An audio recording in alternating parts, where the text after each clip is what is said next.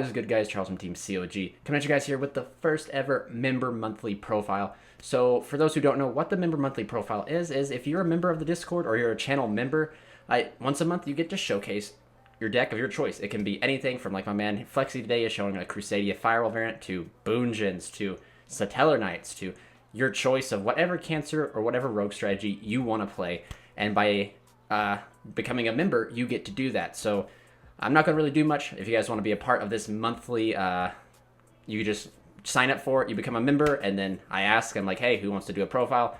You volunteer, your profile gets featured on the channel to show us your spicy takes and everything. So it's a way that I'm allowed to give back to my members. My members and I are able to give to you, which is the community. So like I said, we're just one big family. That's how we operate at the Team COG membership. We're just a big, huge family. So if you guys want to help support the channel, think about becoming a member. Also check out the links down in the description. Check out the Team COG company.site down below. But without further ado, I'm just going to land it over to my man Flex, who is showing us his Crusadia Firewall profile. So take it away, Flex.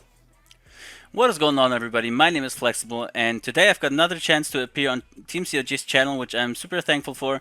I've been here multiple times already. I've remote dueled Charles with my Boojins, with my Pendulums. I think I've even done a Crusadia combo video on this channel before. I'm not quite sure right now. But nevertheless, thank you very much for having me again, Charles. It's always a pleasure to be here.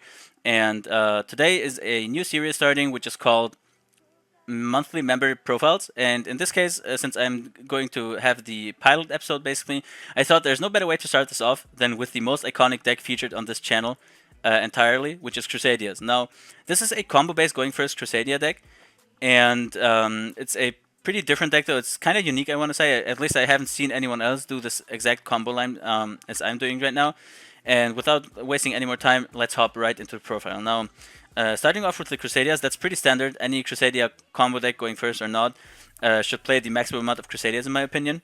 There are some fringe scenarios where you might want to cut one, but in this case, I'm going to play 16 Crusadias with the reinforcement of the army, and there's no reason not to do so. They're extremely powerful normal summons, and or actually, they're pretty much the only normal summons you can do in this deck.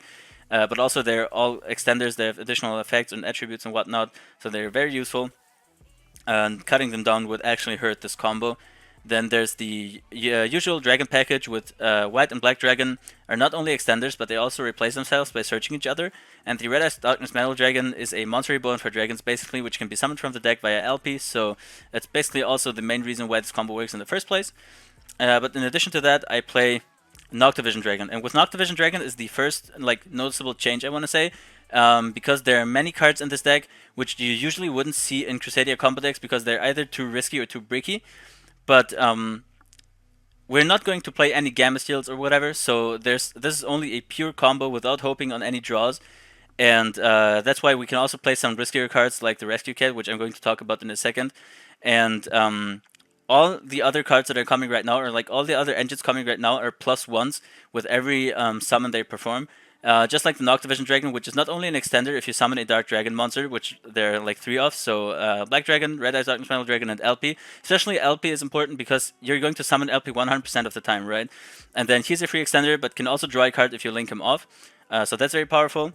Then there's the Cybers package with 2 Format Skippers, which can... Format Skipper can also function as a Crusadia monster, and if it gets linked away, it searches your Cybers monster, which is either the Scripton or the Parallel Exceed. Parallel Exceed is extremely powerful, and basically I want to say a core piece of any like rogue tier combo deck, or like Crusadia deck specifically also, because it can either be a free rank 4, which can also protect you from the Biru. It can be 2 free extenders, which essentially is also a +1, so when it's summoned, it can summon a second copy. And Scripton, while it's not necessarily a +1, it can turn the Format Skipper into a 1-card combo, because if you link this card off, you can search a Cybers monster, and this one you can special summon by banishing a Cybers monster from your graveyard. So normal summoning this, linking it off, searching the Scripton, and then climbing into your further combo turns your Crusadia 2-card combo into a 1-card Format Skipper combo, basically. Then there's the aforementioned Rescue Cat, which I'm playing alongside one Valeriphon. Now, all these cards that you see here, like for example the Scripton, the Valeriphon, any of the other cards that we usually don't want to see in our hands, are not bricks in this scenario, because the Saryuja special summoning effect is not reserved for the Gamma Steel anymore. As I mentioned before, we don't play that engine. We don't require to draw the field spell to have a successful combo. And so even if we open the Valeriphon or the Scripton or any like I don't know, multiple Noctivision Dragons or whatever, you can still use the YuGiOh effect to special summon any dead card from your hand. So almost no card in this deck is ever going to be dead, unless you draw multiple dead cards, but that's pretty unlikely. And then there's the Codebreaker 0 Day, which is pretty much the only brick in this deck. Because even if you can special summon it off of YuGiOh, you really don't want to do that. You can summon it off of the Link 2 Codebreaker monster, and that's basically the only use you have for this card. Then I play the Quick Launch package, 3 Quick Launch and 2 Rocket Monsters. In this case, I play 2 Rocket Tracers because I don't own any other Rocket Monsters. But I would recommend you play 1 Rocket Tracer and 1 like Magna Rocket, for example, so any non-tuner level 4 Rocket Monster. Because in some scenarios where you open like a Quick Launch and a Rocket Monster, sure, you can use the YuGiOh effect to summon Tracer, but if you summon the second Tracer off of Quick Launch, you can't do a level 8 Synchro play, which is also, I want to say, core part of the strategy. So having a non-tuner level 4 monster in addition to the Tracer is very important, so I'm going to get one as soon as possible, but for now I have to use 2 Tracers. And then to top it off, I play 2 Pot of Avarice. I would also play 3, but I had to cut some cards to add some additional like Noctivision Dragons, for example. So I had to cut down 1, but I still want to play them because they come in extremely clutch anytime, even when I open them. Some people say, well, drawing Avarice on turn 1 is pretty bad and opening it is even worse. But personally, I love when I open Avarice because the amount of extenders and combo starters I play is so huge that I've never like drawn. Sometimes I would even open 2 Avarice and I would still combo off and draw 4 cards and perform the most insane combo ever. So I really would recommend playing that.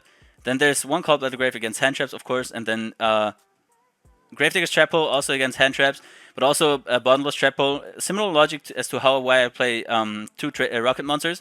If I draw one of them, the Rafflesia is still live with another target in deck, but also if you leave the Rafflesia on board until your opponent's turn, you still have a target in your deck for interruption on the opponent's turn, or even if you draw into one of them and you don't manage to get rid of them by the end of the turn, with YuGiOh's effect, for example, you can still set it and use it as a regular trap card, so it proves additionally useful even in a scenario where you don't use it the way it's intended to be used in your combo. And now, onto the extra deck. Just let me get this sorted up real quick. In the extra deck, most of it's gonna look pretty similar to other Crusadia combo lines, but with some minor changes. Now, the very basic combo line is Crusadia, Magius, and Spatha, and then LP into Spatha's zone being moved to summon a Dragon monster from deck, and then going into a 4 material Skull Dread. That's pretty standard. And then there's the Codebreaker package, which Codebreaker Virus Swordsman is going to summon the main deck monster, and then Codebreaker Virus Berserker, if you use those 2 as link materials, you're going to summon those back from the graveyard, essentially turning any 2 effect monsters on your board, extenders, into a Link 3 monster, a Link 2 monster, and a main deck monster, which you can then use to climb into further link monsters.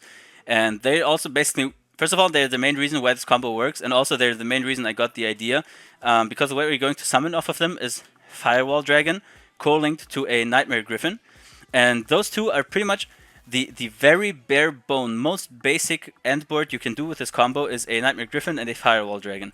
Firewall Dragon shuts down any special summoned monster effects except their monsters are linked, but in this case, like, we're not even going to summon one of them into the extra monster zone, so the opponent's not going to get a zone from us. And also his extra deck monster is then not going to have any effects because he's not linked. And the Firewall Dragon can bounce a monster because he's co-linked to the Nightmare Griffin. So that's a very bare bones like end board. But then there's some additional cards like Savage Dragon or Dawn Drexler or the Naturia Beast, which are all like Omni Negates, Spell Negates, or Spell and Trap Negates, which is important because Firewall Dragon and Griffin are good against combo decks with many monsters, but if your opponent side decks like a board breaker card, then you're most likely not going to be able to protect yourself from that. So that's why you need either a Naturia Beast to negate the Lightning Storms and whatever, the FA Dawn Drexler to negate the Evenly Match, for example, which you can't do with the Naturia Beast, or just the Savage Dragon, which can negate pretty much anything they're throwing at you. So having this one in addition to those, and not only is it important, but it's also extremely consistent. Like, I've done 20 to 30 test hands with this deck, and not a single one has ended me on anything less than those 2 and one of those 3 Synchro monsters. Or maybe in the worst test hand I've ever done was this. But even then, it's like, it's okayish, I guess, even though it doesn't protect you from any spell or trap cards.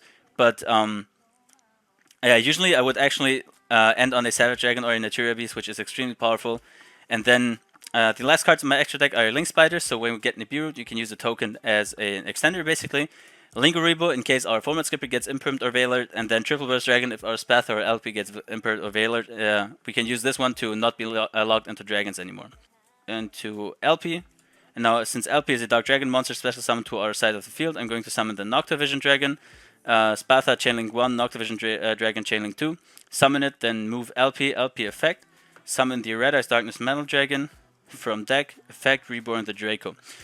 Mind you, I'm just trying to show off some of the best use cases, but even if you don't open the Noctavision Dragon and draw it off of the Saryuja, there's always going to be a point in time where you can still summon it off of some effect and make use of the +1 effects. So this is just a very good example, of course. Not every hand is going to look like that, but most hands are still going to accomplish pretty much the same thing.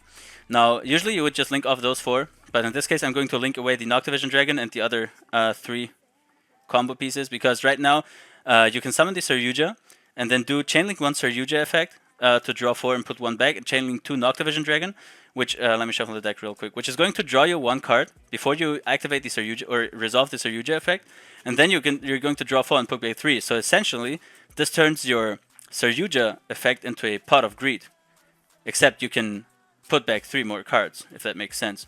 So this makes the Saryuja effect infinitely better, and that's why I love to open that card. So draw 1 off of the Noctavision Dragon, which is sadly a Noctavision Dragon, but that's not too big of a problem.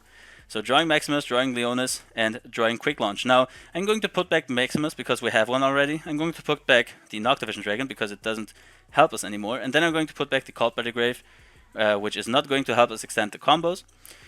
So now I'm going to summon a Leonis and link those 2 away into the level Link 2 Codebreaker. So far, this is still pretty standard Crusadia combos, I want to say. The Codebreaker is going to summon another Codebreaker. Then I'm going to link those 2 away into the Link 3 Codebreaker, which is going to summon them back from the graveyard immediately. Keep in mind that not only do they have to be co-linked, the Codebreaker link monsters, when you summon them to gain their effects, but also the monster they're co-linked to needs to point to other zones. Because the monsters you summon off of their effects need to be summoned to zones either the monster it's calling to or the monster itself is pointing to. And since the Link 2 monster has an upward and downward pointing arrow, it's important that the Link 3 or 4 monster you have up here points in the other 2 directions as well. So now you're going to summon back those right there. Then you're going to link away the Link 3 monster and the main deck monster into Firewall Dragon. What can we do now? We can summon the Reclusia, link away the Saryuja, the Link 2 monster, and the Reclusia for another Link 4 monster, which is Griffin. And then we activate Quick Launch to summon out the Rock Tracer. And then you Synchro 8 into a Savage Dragon. Important, it has to be summoned into a zone a link monster is pointing to, because Griffin says only monsters that are special summoned and that are linked can activate their effects. So summon it into the zone Griffin points to, for example. It could also be Firewall Dragon, doesn't really matter. Equip the Saryuja to it, so it's at 4400 attack right now, sitting at 4 Omni Negates as well, once per turn though, but still. And yeah, and you still have 1 like potential extender or just combo starter for the next turn or whatever in the hand. And also the Griffin, sometimes I forget to talk about this effect, but since you summon it into the Firewall Dragon co-link zone, you can activate the effect to discard 1 card and then set any of your spell cards from the graveyard to your side of the field, which in this case wouldn't have helped you a lot, especially because you can't activate the same card the turn you set this card by Griffin's effect. But if you had a Pot of Avarice, for example, you activate the Pot of Avarice, draw 2 cards, summon the Griffin, discard 1 card, then set the Pot of Avarice back for next turn, so you gain additional advantages after your opponent tries to break your board. And even because he is calling to the Firewall Dragon, you draw an additional card. So you've only plus from this effect, really. You've gone neutral on card advantage because you discarded 1, but you drew 1, and then you draw 2 on the next turn for essentially no cost because you set that from the graveyard, so you don't have to activate it from the hand. This is insanely strong. In this case, we haven't done that, of course, because the only spell in our grave is the Quick Launch, which doesn't help us on the next turn, really.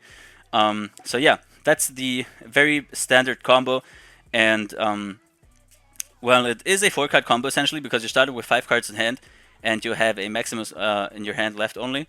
The end board is pretty strong, I want to say, and the amount of different ways you have into the combo. So like the amount of different starters and extenders you have at your disposal. It doesn't have to be anything too specific. Almost any card or like any engine in your deck that you're playing is a +1 engine.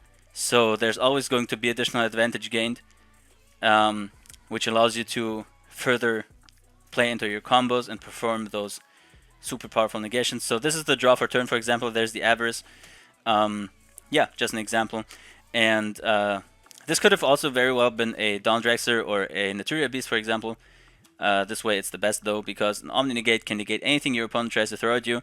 No special summon monster effect. You can also bounce one, or let's say your opponent doesn't even normal summon a monster, he passes his turn or whatever.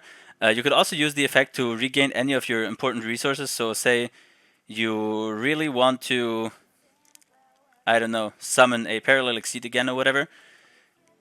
Then you could just take it back with the Firewall Dragon effect. Keep in mind though that the bounce effect of Firewall Dragon is once while it's up, phased up on the field. So you can not only use it once, you cannot use it once per turn or whatever, but you can use it and then you would have to resummon it again to use the effect. So if you use it to bounce one of your cards from the graveyard to the hand, you can't use it on your opponent's turn to bounce a monster again. Keep that in mind. But that's just an additional piece of interaction with your opponent or with yourself. So yeah, that's pretty much it, guys. I hope you liked the combo and the deck profile video. I personally enjoyed building it. Once I got the idea, I was kind of in a motivational rush. I really felt that, and the more I looked into it and the more monsters and like combo ways I found, the more hyped I got to show this to my friends, especially to the Team COG member Discord. There we're talking about all different kinds of Crusadia strategies, and everyone liked the idea. I'm personally also kind of impressed that I've found this way of comboing off with Crusadias. So I hope you guys enjoyed it just as much as I did. Again, thank you very much, Charles, for having me on this channel, that I was able to show this off to your viewers. And if you have any questions, leave them in the comments. I'm going to check them out and answer them if you need any advice or like have suggestions for additional or alternative extenders, engines, extra deck monsters, you name it. I'm going to answer that. This has been Flexi, and see you next time.